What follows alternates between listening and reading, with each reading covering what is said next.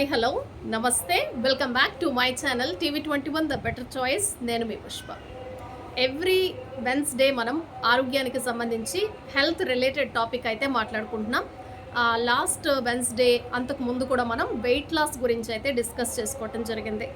ఇవాల్టి వీడియోలో మనం కీళ్ళవాతం అసలు ఎందుకు వస్తుంది, కీళ్ళవాతం అంటే ఏంటి, అసలు ఎలాంటి ఆహారాలు తీసుకోవాలి, నివారణ మార్గాలేంటో ఇవాల్టి వీడియోలో తెలుసుకుందాం. ముందుగా మనం కీళ్ళవాతం అంటే ఏంటో తెలుసుకుందాం. ఇవాల్టి రోజుల్లో చాలామంది కీళ్ళ నొప్పులతో బాధపడుతున్నారు. ప్రతి బోన్లో నొప్పి రావటం, జాయింట్స్లో పెయిన్ రావటం, మోకాళ్ళ నొప్పులు లేదా నడుము నొప్పులు, నెక్ పెయిన్ లాంటి అనేక రకాల సమస్యలు అయితే మనం చూస్తూ ఉన్నాం. అయితే ఇవి దీర్ఘకాలంగా ఎప్పుడైతే ఉంటాయో అప్పుడు ఆర్థరైటిస్ లేదా రుమటాయిడ్ ఆర్థరైటిస్ లాంటి ఆటో ఇమ్యూన్ డిసీజ్ కింద మారే అవకాశాలు ఉంటాయి. అసలు కీళ్ళవాతం అంటే ఏంటో ఇప్పుడు తెలుసుకుందాం. కీళ్లవాతం ఆర్థరైటిస్ అంటే శరీరంలో జాయింట్స్ దగ్గర వాపు, నొప్పి, స్టిఫ్నెస్ ఉండే పరిస్థితి. ఇది రుమటాయిడ్ ఆర్థరైటిస్, ఆస్టియో ఆర్థరైటిస్ లాంటి వేరువేరు రకాలుగా వస్తుంది.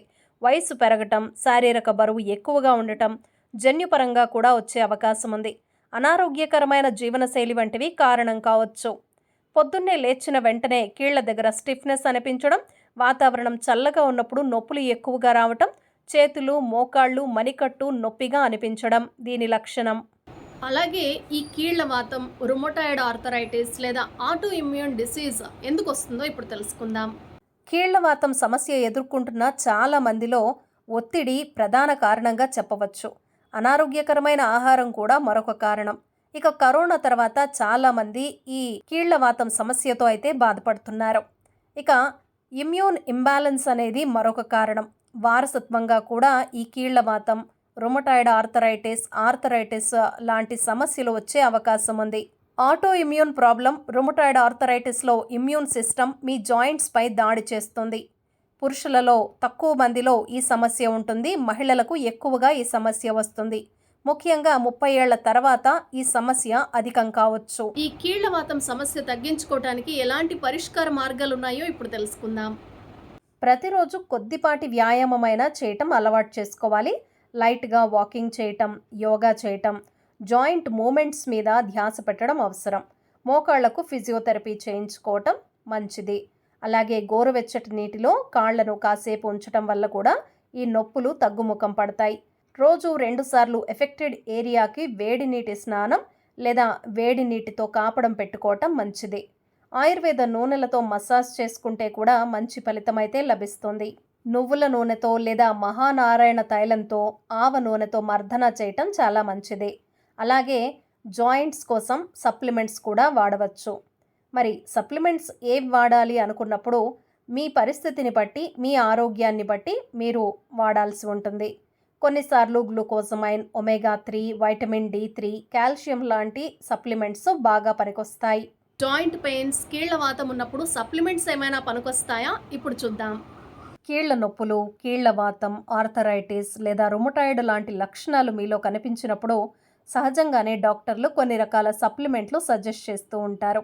వాటిల్లో ముఖ్యంగా చెప్పుకోవాల్సింది గ్లూకోజమైన్, అలాగే కాల్షియం, వైటమిన్ D3, అలాగే ఒమేగా 3 లాంటి సప్లిమెంట్లు అయితే మీకు డాక్టర్లు సజెస్ట్ చేస్తూ ఉంటారు.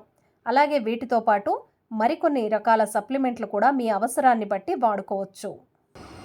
అసలు ఈ కీళ్లవాతం సమస్యలో తినాల్సిన ఆహార పదార్థాలేంటి, ఏ ఆహార పదార్థాలు మనం అవాయిడ్ చేయాలో ఇప్పుడు తెలుసుకుందాం. కీళ్లవాతం సమస్య ఉన్నప్పుడు తినాల్సిన పదార్థాలు omega 3 foods, flax seeds, walnuts, fatty fish.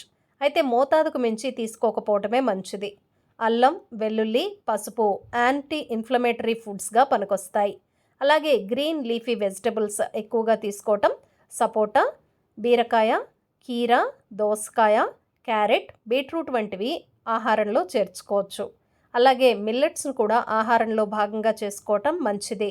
ఇక తినకూడని ఆహారాలేంటో తెలుసుకుందాం. డీప్ ఫ్రైడ్ ఐటమ్స్, అలాగే ఎక్సెస్ షుగర్స్, మైదా, బేకరీ ఫుడ్స్ అవాయిడ్ చేయాలి. కూల్ డ్రింక్స్, ప్యాకేజ్డ్ ఫుడ్స్కి పూర్తిగా దూరంగా ఉండాలి.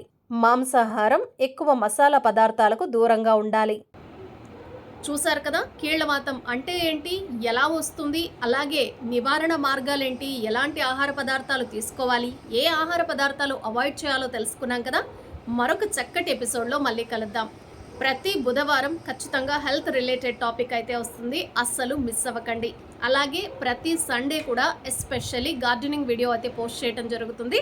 గార్డెనింగ్ వీడియోను కూడా అస్సలు మిస్ అవ్వకండి. అలాగే రిమైనింగ్ డేస్లో ట్రావెలింగ్ వీడియోస్ అనేది కంటిన్యూ అవుతుంది. ఒక్క సాటర్డే మాత్రం మనం ర్యాండమ్గా ఏదైనా ఒక యూస్ఫుల్ టాపిక్ అయితే మాట్లాడుకుందాం.